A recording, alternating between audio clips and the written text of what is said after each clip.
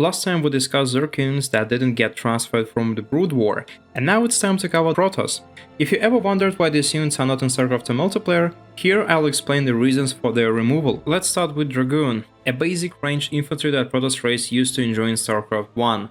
It's one of the most versatile units in the game, as it gets good range and damage that allows you to micro as best as you can. The value of this unit is proportional to your skill level. This micro is out of control still, picking off so many mines, so many units. The SCVs have been pulled forever. Okay, oh my god, he's going to try to kill another siege tank here. He's definitely going to lose everything. No, he's not. Oh my god, the mine dragging into everything. And he's going into Reaver with this. Dude, he has got this game. This is so insane. Dragoons were considered for StarCraft 2 and they were even seen in the alpha version of the game.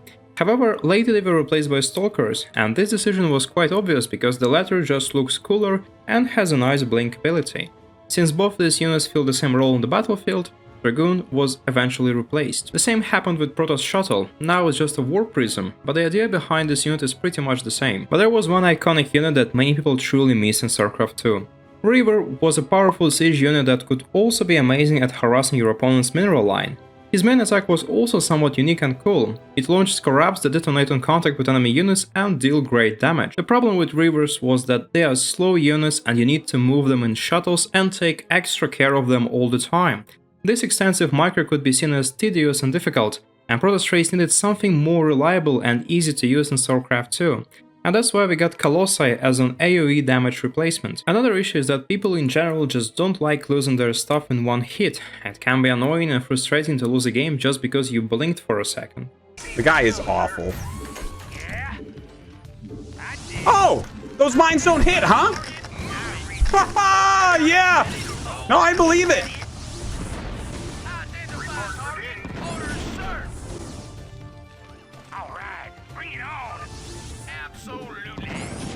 However, it didn't stop Blizzard from adding disruptors which pretty much fill Reaver's role, and there is no surprise that people complain really hard about them too. Dark Archon was one of the most interesting concepts that sadly didn't make it into StarCraft 2. He was a very expensive but quite efficient caster, capable of swinging the battlefield in your favor.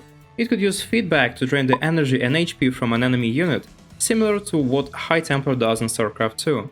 And just like Infestors, Dark Archons could use a mind control, permanently gaining the ownership of a unit. And the last one was probably the best and most usable one, Maelstrom. Dark Archon would freeze any organic units in the area, preventing them from doing anything.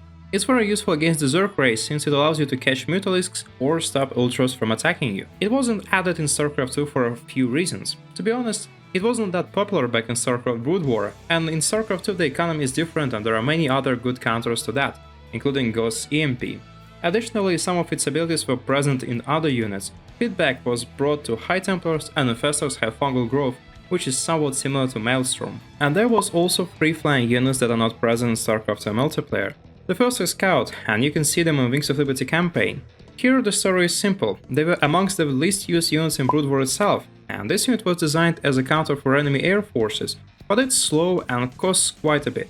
It's a good anti-capital ships weapon though, but this role is filled by both Phoenixes and Voiders in StarCraft 2. Corsair is not a flying ship in the arsenal, it's a fast anti-air unit capable of disabling the attack of enemy units on the ground. It's used quite a lot in Brood War, and it's a good tool against almost anything that your opponent can get to the battlefield.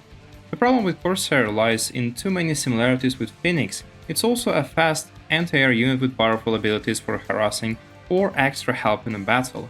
And as discussed previously, Blizzard really dislike units that fill the same role. The last unit is Arbiter. It's basically a smaller mothership that could cloak nearby units and also recall them out of danger if necessary. In addition to these two abilities, it could use a stasis ward similar to what Oracle does nowadays. And here I'm going to repeat myself for the third time. In StarCraft 2, a better design was developed, and that's mothership that looks way cooler, bigger, and it fits the game perfectly. The only problem with Mothership is that it's kinda useless in nowadays meta and it's too expensive, but that's already a different story. And that's it for the Protoss race. Check out this video to learn about Zerg units. Have a nice day and see you next time.